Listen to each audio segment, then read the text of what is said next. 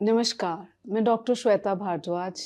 मैं बात करूँगी आज एंग्ज़ायटी के बारे में। पहले कोविड से मैंने जो ऑब्ज़र्व किया डिप्रेशन बहुत ज़्यादा था, बट आफ्टर कोरोना इतना ज़्यादा एंग्ज़ायटी बढ़ गई है कि हार्ट डिज़ीज़, डिप्रेशन इन सब से काफ़ी ऊपर चली गई है एंग्ज़ायटी। हम छोटी-छोटी चीज़ों में एक नॉर्मल एंग्ज़ायटी का एग्ज़ाम्पल अगर मैं दूँ, एंग्ज़ायटी है क्या चीज़? हर छोटी चीज़ में धड़कना, दिल धड़कना, डर सा लगे रहना, ठीक है? ये तो हमें हमेशा से ही लगता था। कब नहीं लगा हमें डर? हमेशा से ही जभी भी हम छोटे थे, ये तो चलो हम आज कहते हैं कि जी ये टीवी बहुत ज़्यादा हो गया है, सोशल मीडिया ज़्यादा हो गया है। येस, इन्होंने बहुत अफ़ेक्ट करा है। Ignorance is bliss many times. जब हम बहुत बार टू मच इन्फॉर्मेशन ऐसी पढ़ते हैं जो बहुत स्ट्रेसफुल है। आज के टाइम में तो स्ट्रेस पीक पे है, वॉर्स के नाम पे, नेचुरल डिज़ास्टर्स के नाम पे, और हद हुई पड़ी है हर तरफ से बीमारियों के नाम पे। ऐसा लगता है कि कहीं घर से बाहर निकलो एक्सीडेंट के नाम पे, ऐसा लगता है कि कुछ ना कुछ तो हो ही जाएगा, और हर बंदा अंदर से डरा हुआ बैठा है। अगर उस डरे हुई फीलिंग को लोगों को कुछ हो रहा है और हम उनके बारे में सोच के या अपने साथ वैसा होता सोच के डर रहे हैं, is a form of anxiety.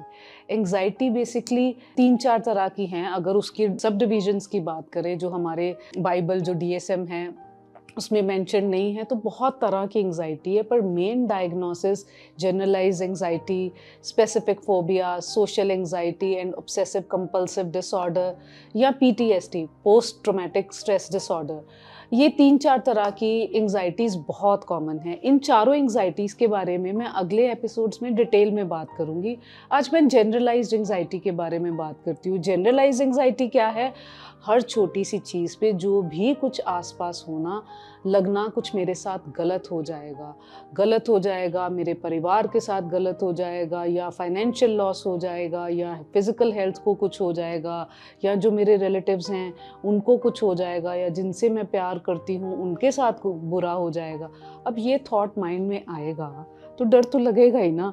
अब डर लगेगा तो वो कहाँ है वो डर? किसी एमआरआई में नहीं आना, किसी सीटी स्कैन में नहीं आना, किसी ब्लड स्क्रीनिंग टेस्ट में नहीं आना। इसीलिए लोगों ने मेंटल हेल्थ को बहुत अवॉइड करा। क्यों अवॉइड करा? क्योंकि किसी भी रिपोर्ट में नहीं आती ना। जो दिखता नहीं है वो बिकता नहीं है शायद। बट अब कितना इग्नोर करोगे? अब पीक पे आ चुका है मेंटल स्ट्रेस, अब पीक पे आ चुकी हैं मेंटल इलनेसेस, पीक पे आ चुका है, लोग मेंटल इलनेसेस के कारण अपनी लाइफ को ख़त्म कर रहे हैं। अगर all over the world 100 suicides हो रही हैं ना, तो उसमें से नियरली 30-35 सुसाइड्स इंडिया में हो रही हैं। पर डे का तो हिसाब ही कोई नहीं है। नियरली 1 करोड़ जो 13 टू 17 वाला एज ग्रुप है बच्चों का, हैविंग 1 करोड़ बच्चे को एंग्जाइटी है इंडिया में। आप सोचो कहाँ जा रही है हमारी जनरेशन, जहाँ पे इनको खेलना, कूदना, मज़े करना था, उस एज में ये साइकेट्रिस्ट और साइकोलॉजिस्ट के पास ट्रीटमेंट ले रहे हैं। ये बच्चे लाइफ की बड़ी-बड़ी मुश्किलों को कैसे फेस करेंगे? और आप अगर देख रहे हैं, इसकी सेंसिटिविटी को समझिए। अगर आपके घर में बच्चा है या चाहे बड़ा है, उसको एंग्जाइटी है, बहुत सेंसिटिविटी से डील करिए। उनको ये मत कभी भी कहिए कि ये जानबूझ के कर रहे हो या तुम ड्रामा कर रहे हो, ये तुम्हारा अटेंशन सीक करने का तरीका है। अटेंशन सीक करने वाले डिसऑर्डर्स भी हैं, और वो भी अगर आप प्रोफेशनल के पास जाओगे ना तो आपको पता चल जाएगा।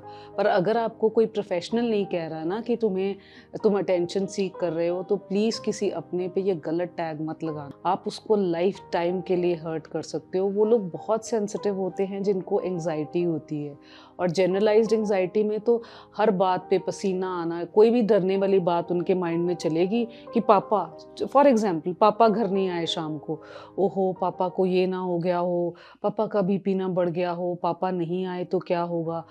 पैल्पिटेशन स्टार्ट हो जाएँगी, टाँगें काँपनी शुरू हो जाएँगी, खाना खाने का दिल नहीं करेगा, और ऐसे लगेगा कि मेरे हाथों में जान नहीं है, स्वेटी पाल्म्स हो जाएँगे, डिज़ीनेस सी भी होनी शुरू हो जाएगी। इतने सिम्पटम्स एक्यूट होते हैं कि कई बारी ये पैनिक डिसऑर्डर में कन्वर्ट हो जाते हैं या पैनिक अटैक में कन्वर्ट हो जाते हैं। तो एंग्ज़ायटी को बहुत ध्यान से समझने की बात है। इसमें फ्यूचर रिलेटेड फ़ियर होता है कि कुछ हो जाएगा, कुछ हो चुका है उसके लिए एंग्ज़ायटी नहीं होती है। कुछ हो जाएगा, उसके लिए एंग्जाइटी होती है। और इस एंग्जाइटी का शुरू में हमेशा साइकोलॉजी और साइकेट्री दोनों में जहाँ सोच इन्वॉल्व्ड है, अगर आप शुरू में हेल्प लेते हो, मैं बार बार कहूँगी, शुरू में राइट टाइम पे हेल्प लेते हो तो इन बीमारियों में आपको दवाइयों तक नहीं जाना पड़ेगा। अगर आप लेट होते हो तो दवाई के साथ काउंसलिंग आपको करानी ही पड़ेगी, क्योंकि उसके साथ आपकी सोच बदलने की कैपेसिटी चेंज होती है। सपोज़ जैसे मैंने एग्जांपल लिया, मेरे पापा को शाम को नहीं आए, उनका एक्सीडेंट ना हो गया हो, उनको कुछ हो ना गया हो, उसके कारण बॉडी में सिम्पटम्स आ रहे हैं, तो इसका ट्रीटमेंट क्या है? ठीक है, मैं दवाई से उस थॉट को नम कर दूंगी, वो थॉट जो नेगेटिव थॉट चल रहा है बॉडी में अफेक्ट नहीं करेगा, बट अल्टीमेटली तो जड़ तो थॉट है ना, तो थॉट को ही बंद करना चाहिए। थॉट को किस तरह से बंद करेंगे? सीबीटी की हेल्प बहुत बहुत अच्छे से रिजल्ट देती है। कैसे? आप उसको रीफ्रेम करिए कि पापा इज सेफ, पापा रोज़ काम पे जाते हैं, रोज़ काम से आते हैं, एक्सीडेंट तो किसी के साथ भी हो सकते हैं और मेरे को इतना डरने की कोई ज़रूरत नहीं है, बिकॉज माई पापा is safe and I am absolutely fine, और मेरे को आज प्रेजेंट मोमेंट में कुछ भी नहीं हुआ है। क्या जो बंदा इस सोच से लेके डर रहा है या घबरा रहा है, उसको दोबारा शेकी लेग्स या नंबनेस या डिजीनेस होगी? नहीं। सोच बदली तो अप्रोच बदल जाएगी, क्योंकि एक बंदे की सोच जब बदलती है ना, तो वो एक बंदे की नहीं बदलती, उसका असर सारे परिवार पे दिखता है। तो इसलिए अगर आपके आसपास एंग्जाइटी है, कोई भी डर रहा है एक्सेसिवली, फ्यूचर के बारे में बार बार रिपीट में बातें कर रहा है कि ये हो जाएगा, वो हो जाएगा, और उसके कारण उसको पैनिक हो रहा है। मेजरली जो लोग पैनिक की बात करते हैं ना, मैंने सुना है एक सिम्टम उनका पक्का होता है, मेरे को यहाँ पे कुछ हो रहा है, यहाँ पे कुछ कंपल्सिवली हो रहा है, बार बार हो रहा है, तो प्लीज़ हेल्प लीजिए, प्रोफेशनल से डायग्नोज कराइए, और अगर ज़रूरत पड़े तो कमिटेड रह के काउंसलिंग सेशन लीजिए, भागिए मत। भागोगे तो ये प्रॉब्लम कहीं छूट नहीं जाएगी, आपको इसको देखना, एड्रेस करना ही पड़ेगा। Thank you.